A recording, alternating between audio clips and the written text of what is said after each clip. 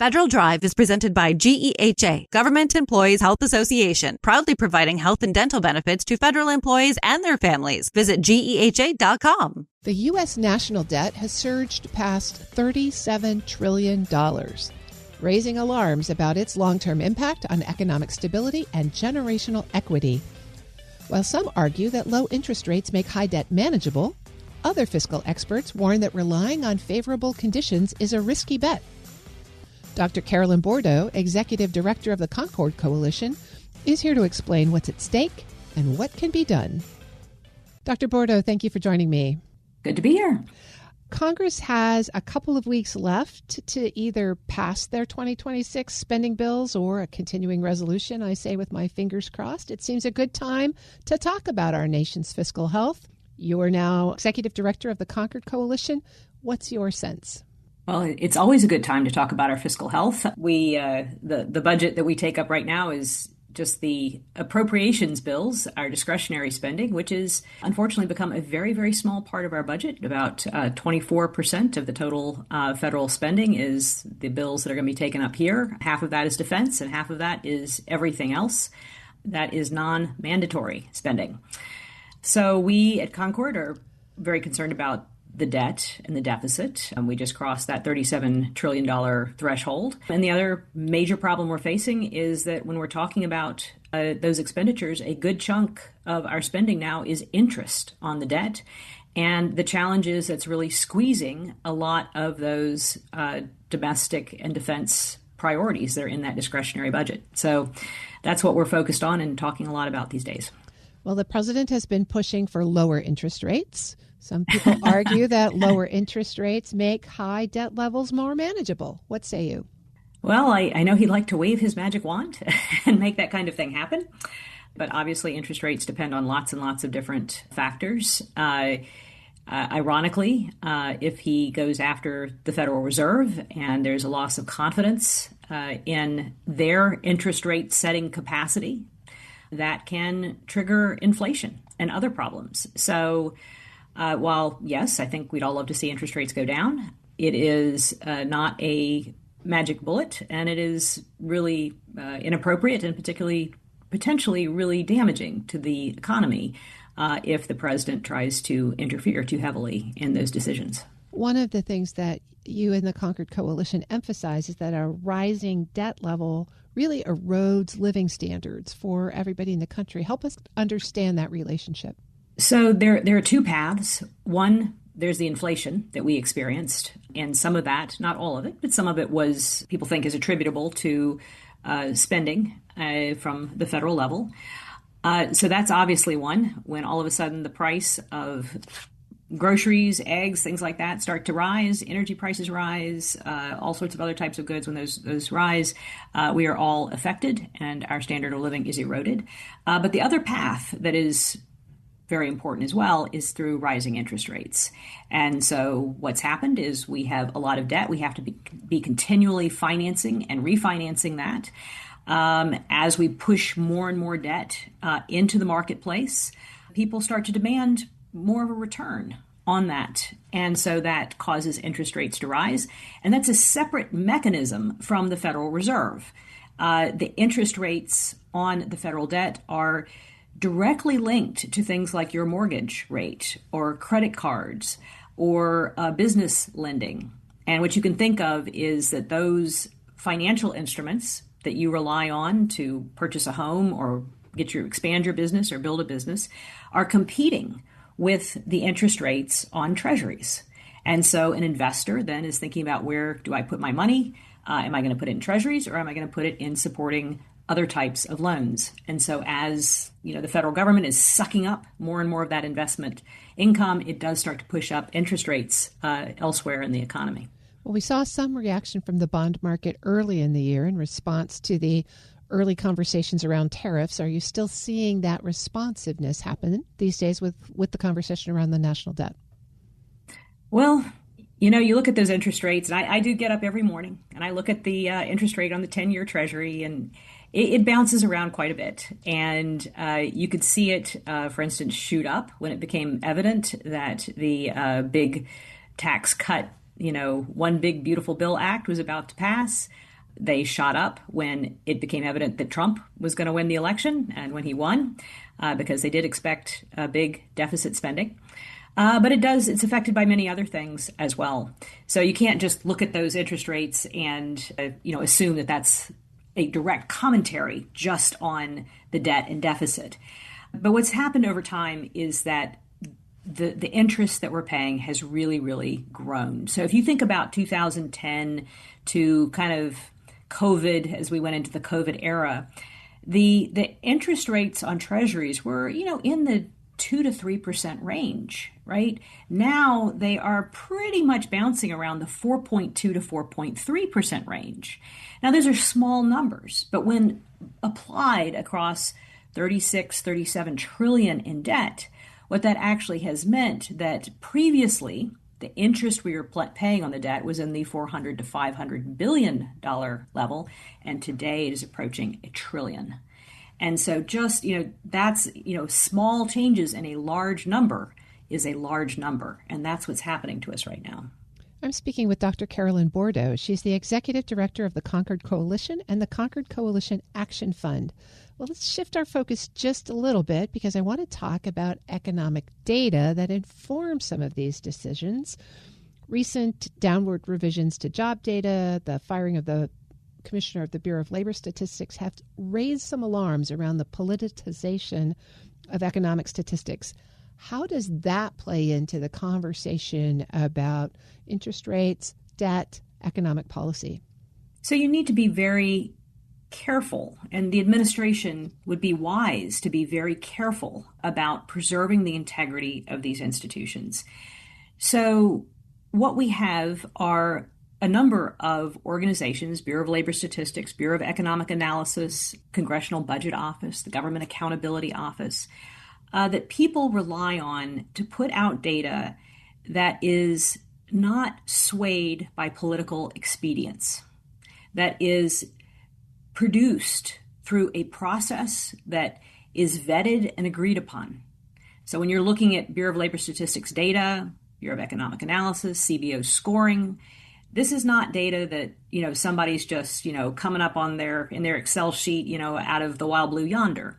It's something where they have really walked through what the methodology is going to be. They have had that methodology vetted. Everybody's agreed upon it. And then they produce the data based on that system or that process. And because of that, when people outside, businesses, nonprofits, other governments around the world get that data, they can be confident that it is not about political expedience or something that makes politicians look good. It is something that has been produced with integrity. There may be problems. Everybody understands that you're never going to get a perfect number, that prediction is always uncertain. But at least you understand that this is a number that is honest in a sense. And what people need to realize is that lots and lots of financial decisions are made based on the assumption that those numbers have integrity. So if you're a business and you're sitting there getting ready to make an investment, and all of a sudden, you see the labor data, perhaps dropping, perhaps going up, then you want to make those decisions based on the data that you're seeing coming out of these organizations. If you lose trust in that data, if you think it is not reliable anymore, well, then it will affect how you make those choices. And you may be less likely, for instance, to make an investment, even if the data is positive, because you don't trust the numbers. You think they might be swayed by a political agenda. And so it is very, very important to the effective functioning of our financial markets, of our economy, and really the global economy, that those numbers are trusted. And so as we think about where we are with $37 trillion in national debt, perhaps some uncertainty around what used to be very reliable statistical information on the economy, what steps do you and Concord Coalition propose to help bring that national debt down, I guess, gradually over time in a responsible manner? So, the trustworthiness of the data is something that we didn't really anticipate having to take on or to worry that much about. But we do think that's very important, right? We have to trust that the Congressional Budget Office score is correct, right? Because that's then going to shape the policy recommendations or the policy choices that we all make. It's not rocket science here. For instance, what you had during the debate about the One Big Beautiful Bill was a Council of Economic Advisors in the administration, and they put out extremely optimistic, really, really optimistic scenarios.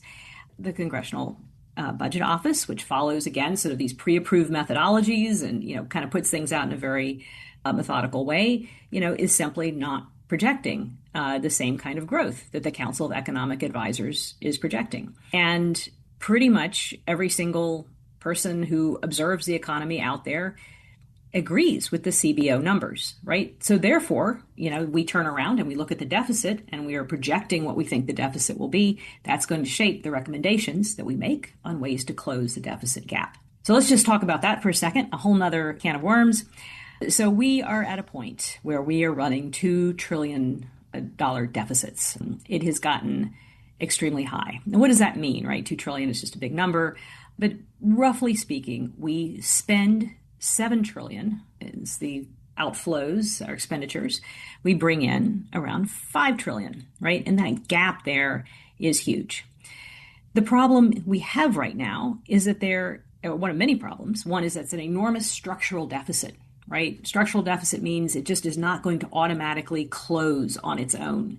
It's being driven by mandatory spending, by Social Security, by Medicare, Medicaid, and then a whole panoply of smaller and less influential mandatory spending programs. But the big ones are Social Security and Medicare that are really pushing that gap open. And those are programs that are just kind of on autopilot. We have a challenge, and we're going to have to break this down sort of in its component parts, because that gap is so big at this point, we can't just close it in a year or two without really creating serious economic problems. So we have to phase this in. We have to do it systematically. And we're going to have to break it up into component parts. One of those, we are going to have to think about entitlement reform. Nobody's talking about destroying Social Security or anything like that. We have all sorts of options where we can reform Social Security, we can make it stronger, we can actually save it from cuts that are coming down the pike in less than a decade, and leave that for future generations. But we do have to tackle that issue. Similar with Medicare, we do have to tackle that issue and the costs of healthcare. So those are two big things that have to happen in order to start closing that gap. I've been speaking with Dr. Carolyn Bordeaux. She's the executive director of the Concord Coalition and the Concord Coalition Action Fund. Thank you so much for this frank conversation. We'll post this interview at federalnewsnetwork.com/Federal Drive. Listen to the Federal Drive on your schedule. Subscribe wherever you get your podcasts. What makes a great leader in government? Christine Harada joins WEPA CEO Shane Canfield to reflect on her journey from aerospace engineering to the White House. In this episode, she shares lessons on public-private collaboration, leading with purpose, and why service, not power, should guide leadership. Hello, and welcome to the Lessons in Leadership podcast. I'm your host, Shane Canfield, CEO of WEPA. Today, I'm joined by Christine Harada, former Senior Advisor at the Office of Federal Procurement Policy within the Office of Management and Budget. Ms. Harada, welcome, and thank you for joining me. Thank you so much for having me. You spent portions of your career working in both the public and the private sector. And from your experience, what makes leadership in the federal sector different than the private sector? At the highest level, leadership in the public sector is very fundamentally at its core mission-driven. Right? The work is in the service of the public good, and the goals and the programs are frequently long-term, they're systemic, and they're incredibly complex. And success, isn't necessarily measured by quarterly earnings. We don't have that kind of drumbeat, but certainly more by the lasting impact that we have on Americans' lives. What's also unique about public sector is, in my view, the profound sense of history that you feel. And I think certainly I was very aware about the work that I was doing and how it builds on the efforts of those who came before me, and that future generations of leaders also depend on the decisions that were being made today. And that, for me, certainly provided a greater weight of responsibility. That's a wonderful answer. And I was in the private sector for much of my career, and now WEPA is a nonprofit, and I really relate to what you said about being mission-driven rather than profit-driven. You've got a long-term view, and always at the core of it is serving others. Yes. Is there a moment that stands out to you from early in your career that influenced your leadership style later on? I started out my career as an aerospace engineer, building satellites and airplanes. And when I first entered the workforce, my organization at the time had 120 people. We were a large company, 120 people, 4 women, and I was the only woman of color. I was also the youngest throughout the entire organization. And so, I remember having an experience when I was doing some engineering work. We had a design review, and I had seen some issues with the flight software that I pointed out. At the time, they're like, maybe it's not really that big of a concern. I was like, but in my heart, I knew that the issue was real and stayed with it. And sure enough, a few weeks later, that topic came up again, and we addressed it. Turns out my concern did indeed prove to be valid. And so it's just one of those experiences that really sank into me around ensuring that I am listening to everybody, period, end of story, within the organization, really thinking through about how do we take into consideration opinions from all different spectra. As a third-generation Japanese American, right, I was raised to be humble, keep your head down and work hard, et cetera. But at times, leadership also requires you to speak up, do so politely, with courage, et cetera, even though you may be the only voice in your room, but certainly trust your voice. It also really helped shape my belief around diversity.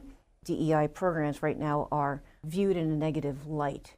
We're all mosaics, and they become better because you have those different experiences, and that's really stayed with me throughout the entirety of my career. The diversity issue is a really big one. Coming from the insurance industry, that's an industry which is working on that.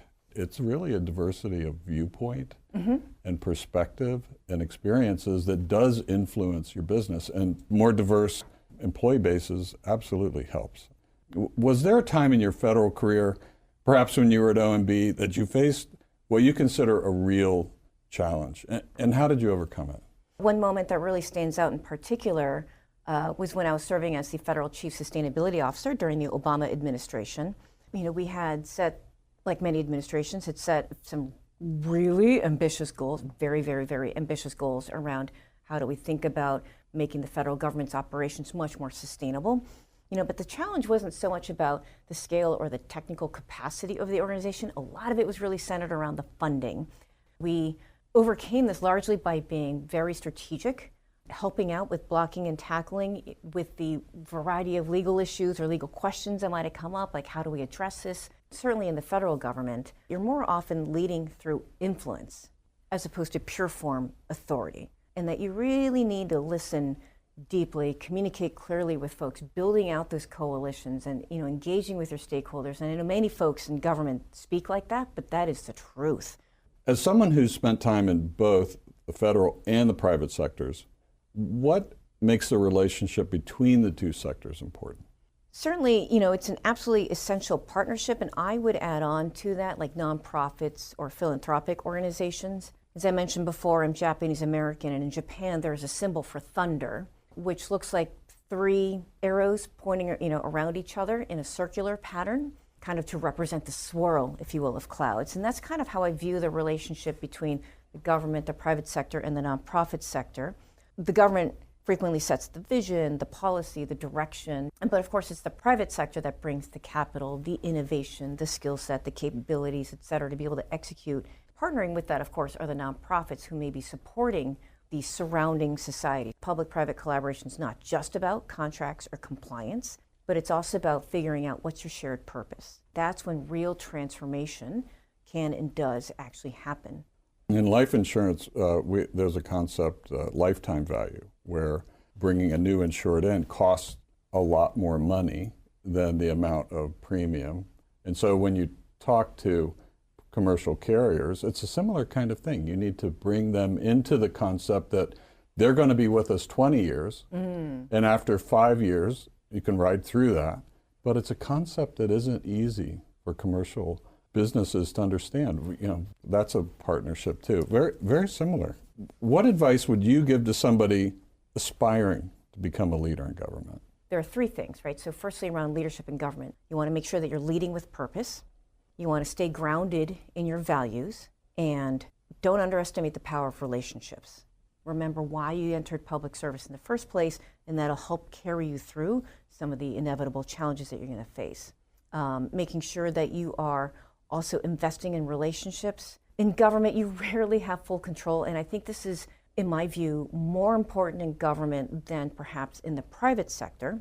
You are frequently leading through influence. You are collaborating with very different parties who frequently have very different agendas than you do. And so building that trust, investing in building that trust and planting those seeds earlier and along the way in your career, I think is absolutely critical. And certainly last but not least, I would say, don't feel that you have to have it all figured out on day one. Absolutely stay open to the unexpected. Say yes to the opportunities that stretch you, and know that you can lead from wherever you are. It's not just about position or hierarchy. It's about the impact that you can have. What wonderful advice, especially in today's world, which is a little topsy-turvy.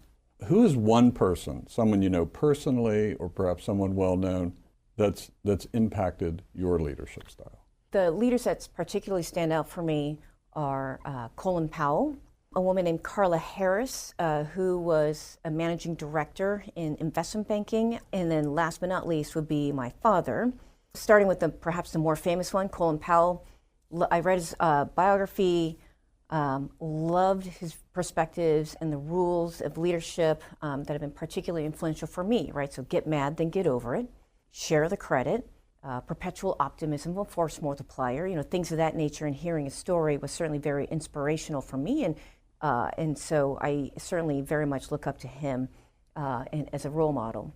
The second person that I mentioned is a woman named Carla Harris. She's an African-American woman, became a managing director at an investment bank in the 80s, at a time when there were not that many women of color in investment banking in New York. And so she's published a book called Her Pearls of Wisdom. It's one of her trademarks. She always wore a pearl necklace, and she has pearls of wisdom around how can you be authentic and build relationships to be successful in super challenging environments. And she had a lot of guidance on the importance of finding sponsors and mentors. And certainly last but not least, my father is really my why for I do a lot of the work that I do in the public sector.